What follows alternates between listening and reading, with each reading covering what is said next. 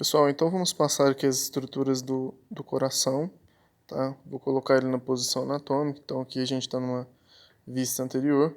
Vocês podem ver que ele é deslocado para a esquerda, então 2/3 dele está presente para o lado esquerdo, sendo que 1/3 está localizado aí no lado direito. Então vamos começar passando aqui as regiões. Então essa extremidade do coração, presente aqui, mais pontiagudo, nós chamamos de ápice do coração. Em contrapartida, nós temos essa outra porção aqui, que nós chamamos de base do coração.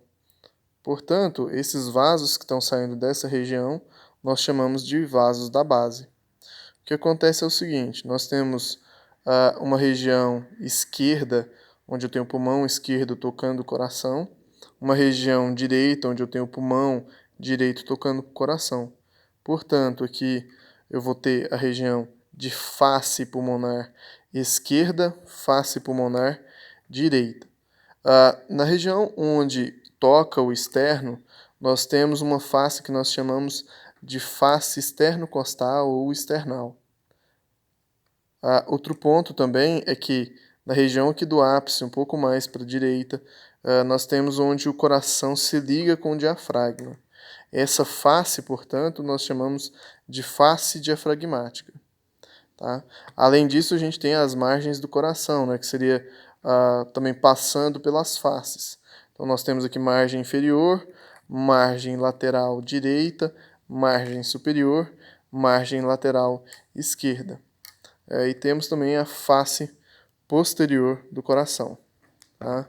Então, vamos decompor aqui, ó, o que acontece. Nós temos regiões de átrios e regiões de ventrículos, né? Então você pode ver que o ventrículo aqui ele tem uma artéria, um vaso passando por cima da divisão dos dois. Por baixo dessa artéria, dos vasos que estão passando aqui, a gente tem um sulco, que é o sulco interventricular, né? Então o sulco interventricular é a estrutura que separa, delimita aqui então o meu ventrículo esquerdo do meu ventrículo direito, né? Não se preocupe que o sulco não é uma estrutura que eu vou cobrar de vocês. Então, dito isso, vamos começar a decompor as estruturas aqui.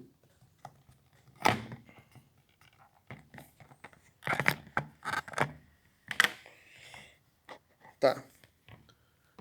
Vamos começar pelas camadas do coração.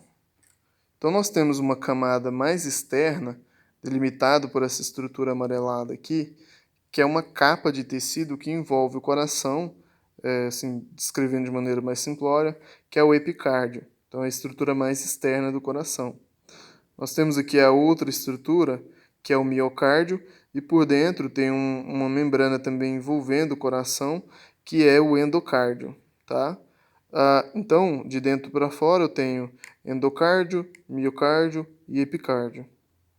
Nos ventrículos, a gente vai ter uma parede separando cada cavidade, que nós chamamos de septo, septo interatrial.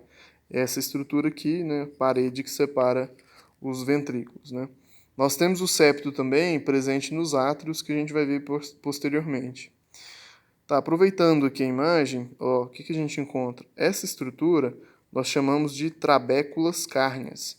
As trabéculas cárneas a gente consegue ver mais ali nas paredes do coração. Então, por exemplo, eu retirei a parede anterior do coração, e se a gente ver no interior dela, a gente vai conseguir reparar melhor as trabéculas cárneas, que são essas estruturas aqui, ó.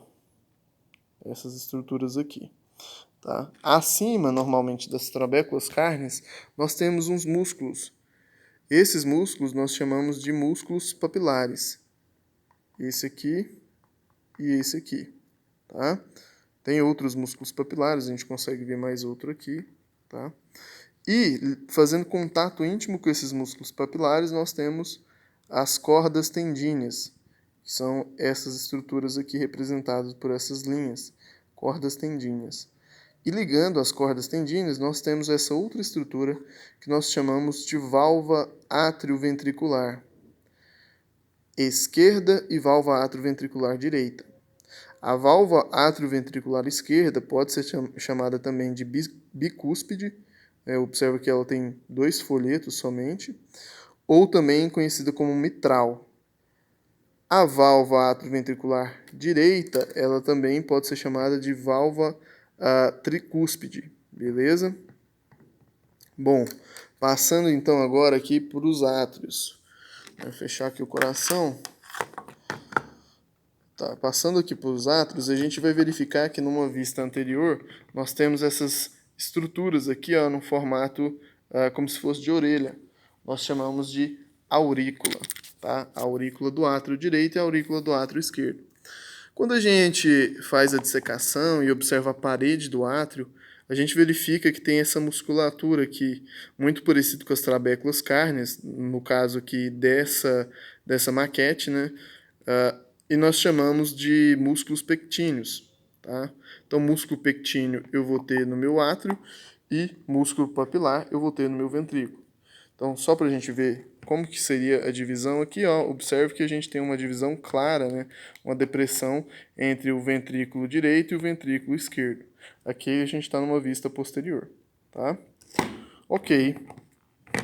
Quando a gente abre o ventrículo direito, ó, e olha lá por dentro, nós temos uma região que nós chamamos de septo interventricular. Desculpa, septo interatrial, que é a parede, o septo que divide o átrio direito do átrio esquerdo, tá? Observa que nós temos uma estrutura aqui, ó, parece uma cavidade, uma pequena cavidade, nós chamamos de fossa oval. Temos a estrutura que recobre a fossa oval, essa bordinha, que nós chamamos de limbo da fossa oval, correto? Pois bem, continuando aqui o nosso estudo, acho que aqui está ok. Vamos para os vasos, então. Ó, do átrio direito, nós temos chegando, então, sangue venoso, né? Rico em dióxido de carbono, e que vai chegar por meio dessa artéria, que nós chamamos de veia cava superior, tá? Veia cava superior. E temos aqui a abertura da veia cava inferior. Então, para vocês verem de maneira melhor, né? Tem a veia cava superior aqui e o ósteo da veia cava inferior.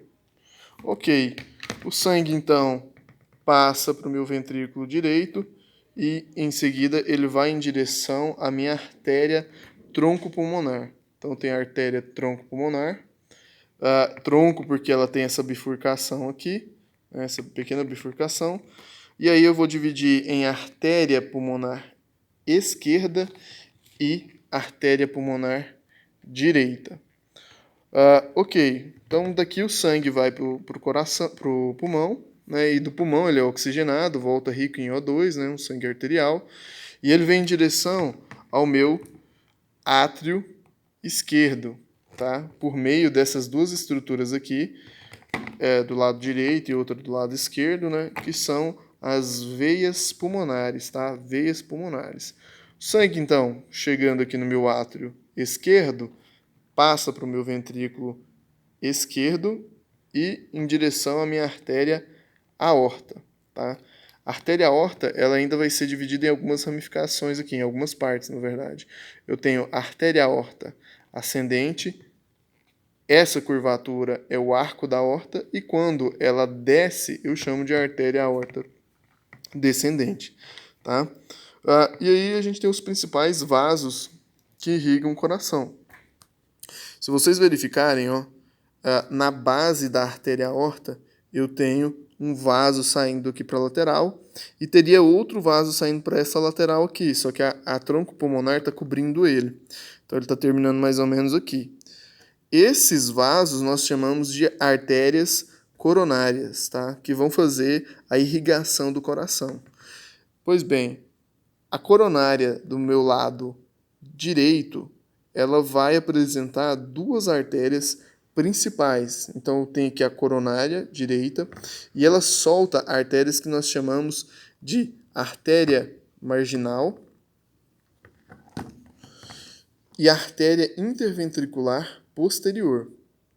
Bom, esses dois vasos são os vasos mais importantes da ramificação da coronária direita. A gente tem outros vasos também. Bom, aqui no caso da coronária esquerda, que a gente não consegue identificar com clareza, só o toquinho dela, nós vamos ter a artéria interventricular anterior, artéria circunflexa, que é essa volta aqui. A gente tem outras artérias marginais nesse lado esquerdo aqui também, cada uma com seu nome respectivo, mas aquelas outras lá são as mais importantes que eu falei para vocês. Anteriormente, nós temos veia também, representado aqui por azul. Essa veia nós chamamos de veia interventricular anterior. Vocês verificam que em alguns livros vai estar como veia magna, né? Na lateral, nós temos aqui o seio coronário, que é essa estrutura mais grossa aqui, e que desemboca em direção ao meu átrio direito, tá? E nós temos aqui a veia interventricular posterior.